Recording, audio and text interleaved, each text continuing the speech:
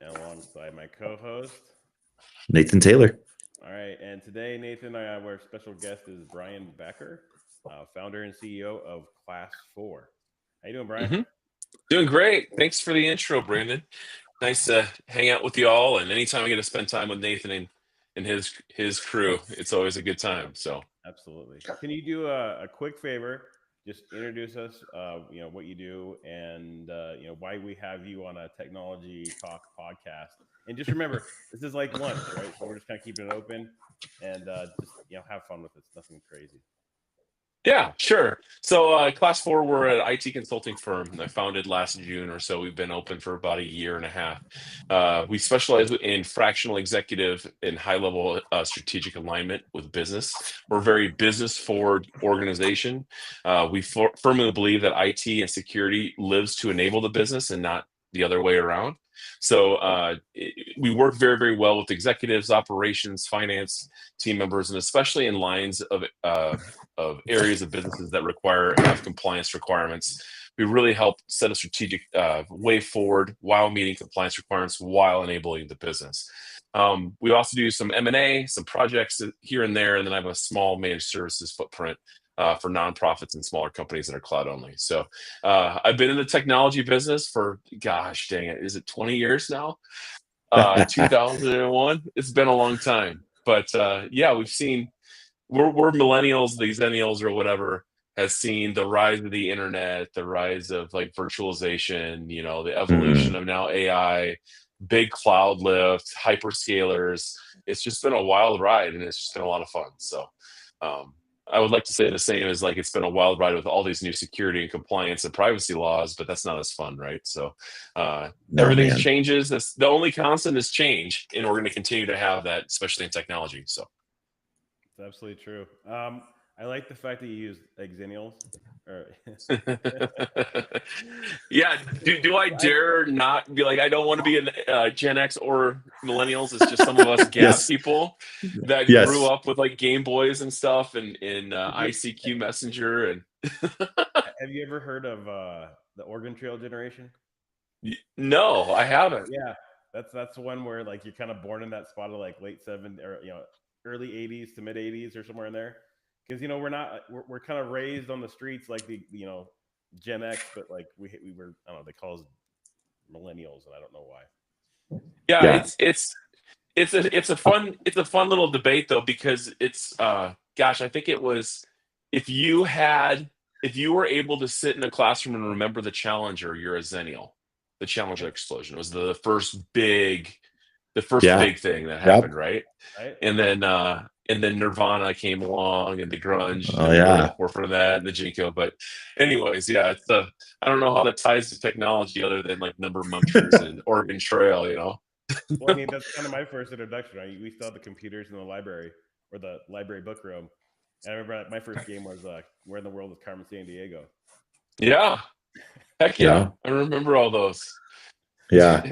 We had a library teacher threaten us with like a magnet every time that we brought games in on 3.5 floppies. He's like, I'll take amazing. them, and there might be a magnet in this desk. So it was always his threat. So it's amazing. I think it does impact us because I think those of us in our generation are at a unique spot in the industry because I work with some of the younger guys, and they're more native to the technology, and in a way it means they're less curious. And I'm not calling anybody out, but I think because we grew up in this stage where our technology world changed all the time and we didn't have these things and we did. I mean, I remember when I was like, oh man, this Google stuff is amazing, right? Like it was a game changer. We had to adapt as the technology really grew. And I think the younger generation, they don't know a world without Google. They don't know a world without cell phones. They don't remember phone books or calling the weather phone number or all these things that we got to experience. And I think it does impact how you approach your job because you have just a different approach, and it's not worse or better, it's just different.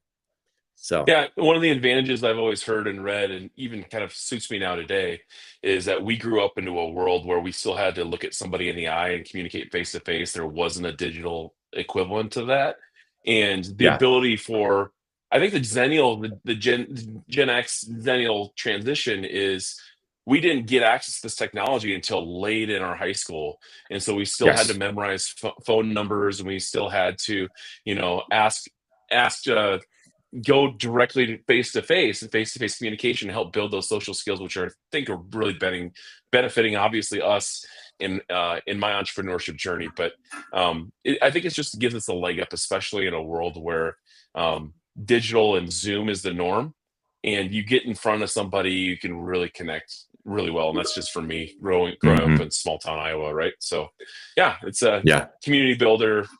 I think it's an inherent advantage. So.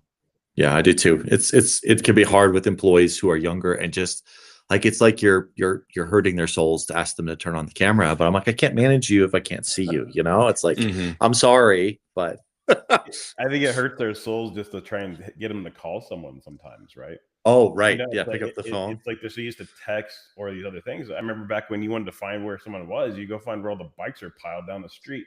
Oh, look, they're probably at Johnny's house, right?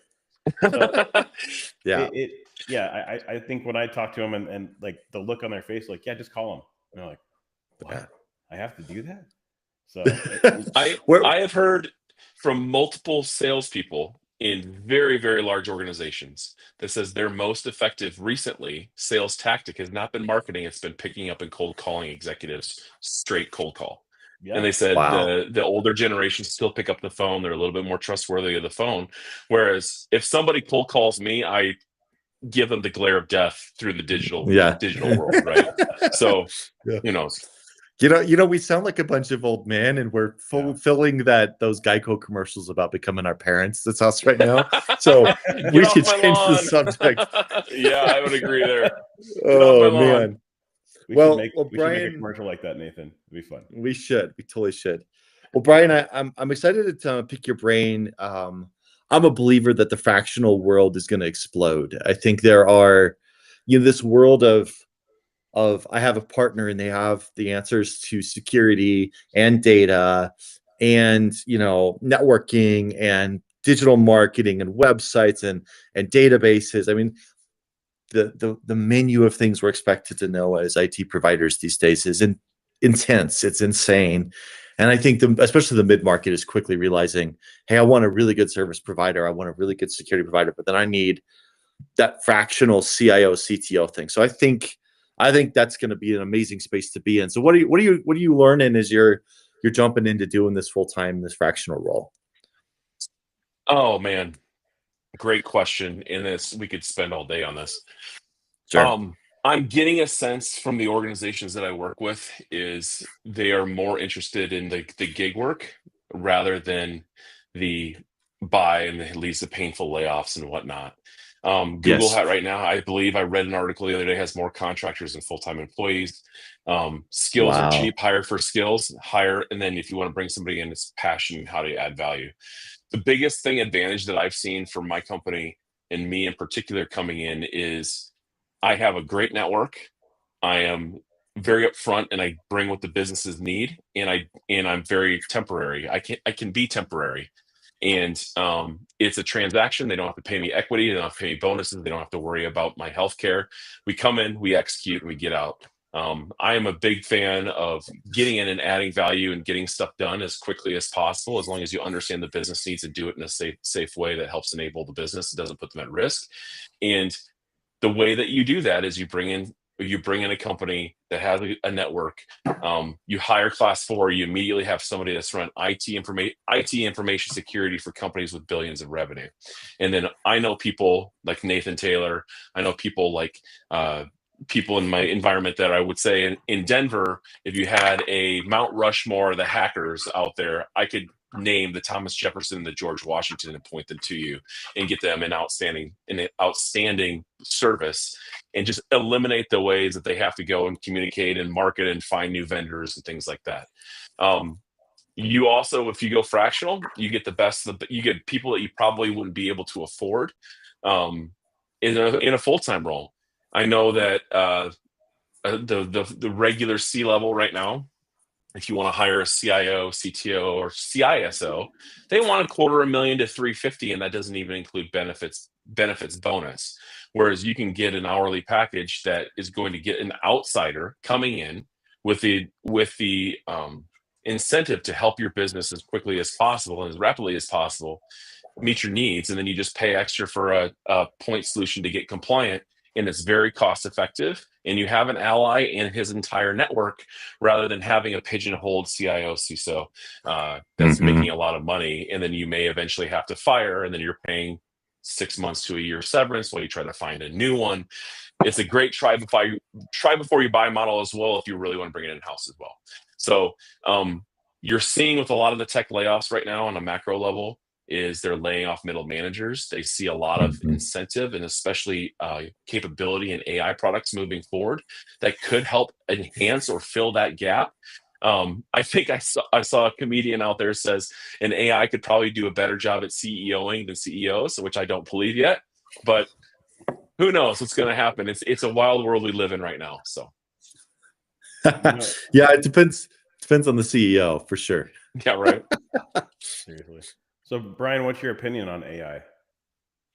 AI, I think, is going to be the greatest productivity enhancer since it's basically the digital equivalent, I think, of the steam engine or the gasoline engine to farmers or for blue collar workers.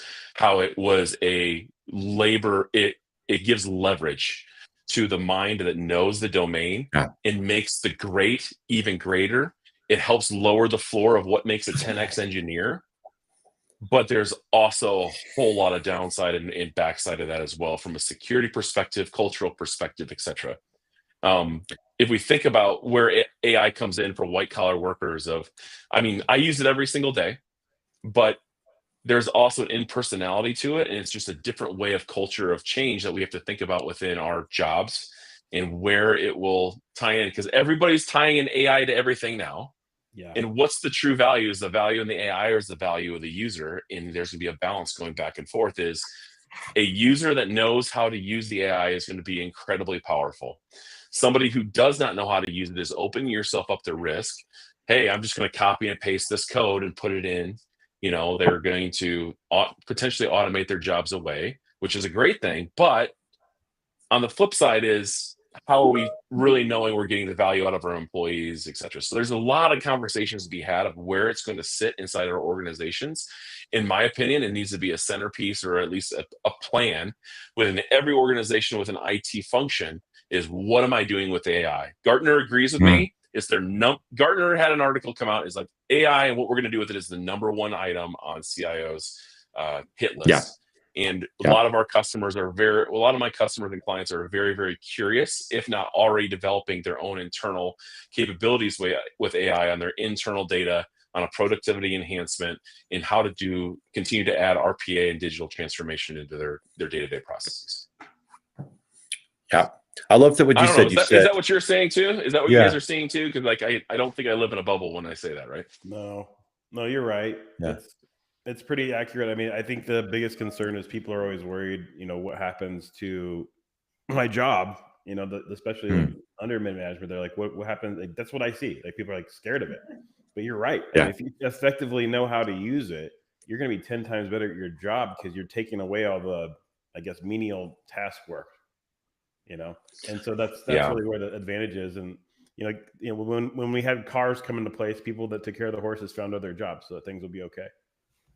Yeah, you didn't have a lot of poop skippers on the streets once Ford started rolling off those Model Ts, right? Yeah. But change is always hard. There's literally volumes and volumes of books about change, about who moved my cheese, how to adjust it, all this, and we have to get used to it. I think Trudeau said is like, this is the slowest that it's ever going to be. This is the worst. This version of AI is the worst it's ever going to be. We have to be prepared for change at all points in time. And as an information security professional, that's in the forefront of our mind is change, risk, how to do business safely and securely, because we are choosing to use digital tools to run our business. So we have to know and understand the blast radius, understand our risk, and then have a plan. A lot of companies out there don't have a plan for AI. Nathan, I'm sure you have horror stories of, let's put this AI tool, flip the switch, and all of a sudden, it's a nightmare. Things are going like, you got Sally in HR seeing salaries. You have stuff in non-disclosure agreements that are being queued and queried in and brought in by the graph and being indexed. Like, technologists have to know and understand the technology, and and business leaders have to know and understand their plan and how they try to do it.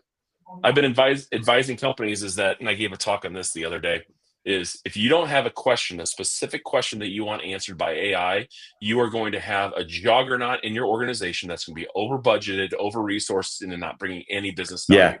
And so, targeted ideas, a strategic approach. Because if you're going to turn it on and say the machines are going to save us, your CIO is probably going to get fired. Or in the words of somebody that I know that sells this on a day-to-day business, you will be in the news. So I hate as a security professional talking about fear and but we have to have a plan because the blast radius is too big. It ties into everything. And your goal is like, how do you actually use it to enable the business and be, instead of like being the dog from Up and being like, oh, squirrel, new technology, right?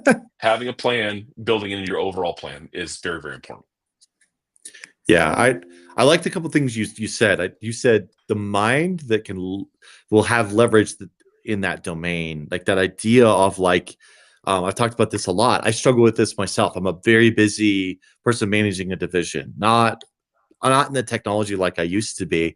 And I recognize that I'm not instinctively turning to AI for things I should. And I have to change my thinking. And I feel that a lot. Like, I use it in Teams meetings to summarize meetings, and I'll summarize an email here or there, or I'll summarize a document, the things it does just really easy. But even just I'll find myself, I'll still search instead of hit ChatGPT. I'll hit the Outlook search instead of Copilot search. It's just like, wow, my brain has so much adapting to do, and sensing that it's hard to keep up with because it's moving so quick. So one of the big key points I put in a talk that I gave is there needs to be an experimental mindset and a delegation mindset. Experimental mindset is you need to enable your companies, enable your people to try things, to test things without getting in trouble, to be like, hey, maybe I should check this out and see if I can automate it and see what happens. The security and IT roles are, how can I design my processes and procedures to fit to this mindset, but also enable them a sandbox to play. The delegation mindset, Nathan, is what you were talking about, was I got to really change my mind. I did a project for a company in which we were doing a migration from an old company to a new. It's an M&A engagement. And I had to sit and think, it's like, wait a second, what if I just ask this question to the AI and maybe it can script all this manual labor I'd have to do? And got me 80% of the way there. I wrote a couple lines of code and we were good to go. And it saved me tens to hundreds of hours of effort, just doing and thinking through our processes. And companies have been doing this already the last 10 years. And then they talk about digital transformation. They talk about getting how to optimize with RPA. And it's just another piece of that tool belt that you can use, but eventually it's going to improve itself and continue to get better. It's a different type of RPA. So it's a delegator. It is a way to have a conversation with your technical infrastructure and internet. So if you can have a conversation with that and ask it to do something, it's a delegation mindset. Can you help me do this? Yes. How would you do that? Do it. And so I'm a big fan of people the talent that I look for in consultants, the people that I look for when I advise my clients on who to hire, is people that are very, very deep and curious in many different areas. They try to learn, try to get cross-modality, not super, super deep in just .NET or just JavaScript, because the machines are going to have tens of trillions of documents and that's already training itself on it. Will continue to train to get really, really good at that one thing. But if you have your teammates that are curious and hungry, that can know and understand a little bit of data engineering, how SQL works, and a little bit about infrastructure, ask questions of the AI, and it's a force multiplier for them that they can grow, scale, and then help in different areas and add value. Yeah, I love that. Yeah, I think the whole idea of managers being the people who get the most out of it. Microsoft has some pretty astounding data on that, where when they looked at the early adopters of Copilot, there was an incredibly strong correlation to people who were good managers and took advantage of Copilot quicker than anybody else, because they quickly went, oh, I'm good at delegating and I can delegate to this thing. And that's a really interesting equation of like, oh, there's a skill set. You're managing another employee. It doesn't replace work. It just makes things go faster if you can delegate to it. The other angle I was going to mention was data governance. You kind of touched on data governance, and it's an area that I feel like you have some really good vision on. It's one of the things that's slowing us down in this space is like, yeah, I could sell you Copilot, but you have a file share that's 20 years old and has data everywhere.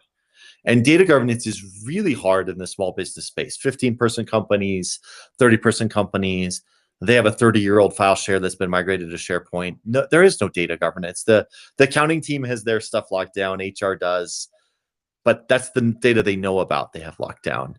So talk to me about your approach on data governance, because I think there's I think you are one of the people I think understands it better than most in our space. So I say this often in my talks and my consulting engagements is data is the digital representation of all the hard work your people are doing. And it should be treated as an asset, not necessarily an outcome. And so data turns to information, and they have that whole period. It goes all the way up to wisdom, depending on how you use it. So if you're really treating data as an asset, as an outcome that you've paid your human capital, which is often the most expensive part of your running your business is labor, and treating that as and building upon that as a foundational part of your business and a core competency, those companies that do that will get a vast amount, much more value out of their organizations than others, because they'll be able to move faster, make more informed decisions, and be generally more secure. Data governance is how you handle that. It's the process of an organization of how you handle that physical output of your minds of your organization that is digitized. Who is the owner of that data domain? How is that data flowing through your organization? How does that data tie into infrastructure that's hosted by the IT team and secured by the security team? And every step of the way, from origination and birth of data to the death of data when it's deleted after 7 years, or you just don't need it anymore because it's ephemeral, is data governance. And so the value that you have as a data leader, as an IT leader, as an executive CFO, is knowing and understanding how that data is working and putting guardrails around it. Because everyone's heard the story, garbage in, garbage out. It's the same thing for AI, for advanced analytics, for any sort of machine learning. A big attack vector right now for AI and model training is data poisoning. In making sure that you know and understand how that data is, so you can start making decisions on it and creating outcomes with it at the end, is the process of data governance. And to be honest, it's hard. It's very, very hard, because data changes. It has to be refined. It has to be owned and handed off from certain parts of the business over and over and over again. You have data stewards that are not technology native. Sometimes you have data owners of domains that may not know and understand what Snowflake or Advanced Analytics or Power BI is down the line either. Or when you have somebody that's doing a manual translation onto a piece of data that will be used down the line, they don't know and understand it. So it's a lot of communication. It's a lot of planning and education of those people of who handle that data, and making sure that it's fully funded by the executive team before you can even probably see anything from a cross-functional business-wide data project. You've seen companies that can do domain specific. You're tying into one data set, much easier to handle. But if you're going to combine and do an entire data project with a platform or a data mesh or a fully integrated data set that is just doing joins everywhere, you have to have an understanding and knowledge of that full birth to death chain of your data governance to have that work. So that is a sign of maturity I see in a lot of my organizations that I recommend, is how are we handling our data and who's in charge, right? So yeah, Brian, I totally understand everything you're saying. I think what's funny is we definitely are on the compliance train for, data governance train for sure, because, we have a technically a BI department, right? So they're doing all the data integration, data lakes. You have Fabric now. You have what's going out there, and it's always funny because people are like, you have to have your data clean first, right? In order for you to actually, you said garbage in, garbage out. But now I think what's funny is on my side is really looking at people that want to leverage Copilot or other AI tools to scan through their current infrastructure. And so, like you said, I think just explaining to our listener group is, then all of a sudden you see that Sally has a document open in HR, and you see someone else's stuff because you can search everything and it crawls, right? So I think that this is going to, like you said, it's going to open up a whole new plethora of importance to governance. And It's just insane to me because, you know, you Yeah. also want good data to find, like, where is your data stored? What do you call it? What is the name of it? So you can actually, AI can actually find it for you. So it's just Mhm. insane, like how important that is starting to become. And you really do see that maturity of, like, you're in firefighting mode to, like, you're kind of stable. Okay, now I got things going. Now I really want to go in the realm of, I want to start using technology to start, to my benefit. So Yeah. my next question to you, I guess, is, I know I just went on a little tangent there, but my No, next, tangents are good. This is a free flowing conversation yeah, that may I touch feel on like adult subjects, right? it's nice to talk to other people that understand it than going into a smaller business. Like, I want to do this. Like, well, you kind of have to do this first, and Right. explaining the importance of that. But what would you recommend, from governance to AI? Like, what are the top items you usually have to cover from, that fractional CIO or CISO perspective with your current customers? Yeah, the number one thing is you have to align with the executive team and align with their mission, Right. because we've all seen and heard of CISOs. We've all seen and talked to probably CISOs or CIOs where they think the business revolves around them and security is a bigger priority in their mind than doing things in the business. And um, knowing and understanding your role and understanding how cybersecurity enhances the business, and it's not just a super hobby that you're super interested in. It is, but we're a piece of a bigger pie of a lot of human beings working together in a company to do two things. And a CISO and a CIO's role is to know and understand these two things. Number one is the spice must flow, is there must be income, we must make money to be able to pay all of our salaries. The spice must Yep. flow. As an executive, as a CISO, as a chief data officer, knowing and understanding is all of the Yeah. spending that we do in our projects commit to a bottom line. And that bottom line should be hopefully in the black, or a plan to get into the black, because if you're wanting to put in a new tool that's going to cost X amount of dollars over budget, there is ramifications. And number two is trim the sails.